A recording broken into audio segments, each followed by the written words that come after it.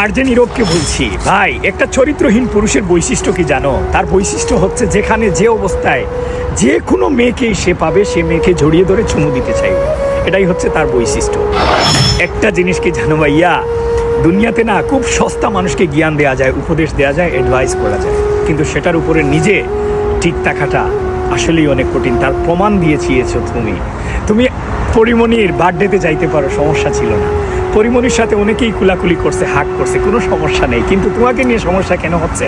কারণ তুমি পুরুষদের অনেক পুছিয়েছো ভাই।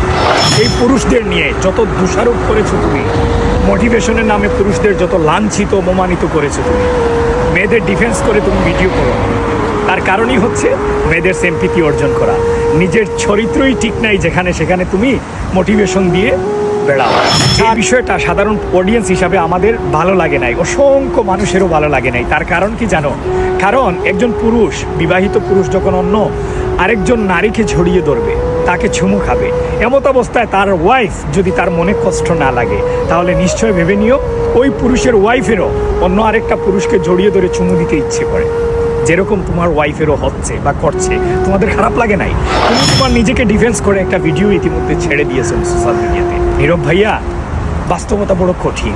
তুমি পুরুষদের অনেক পচাতে পারছো, পচাইতে পচাইতে 4 মিলিয়ন ফলোয়ার করে ফেলছো, সমস্যা নাই, পচাইতে থাকো ভাই। তবে একটা জিনিস মাথায় রাখবা, জ্ঞান দেওয়াটা যতটা সহজ, তার উপরে নিজে বহাল থাকাটা অনেক কঠিন ভাই, অনেক কঠিন।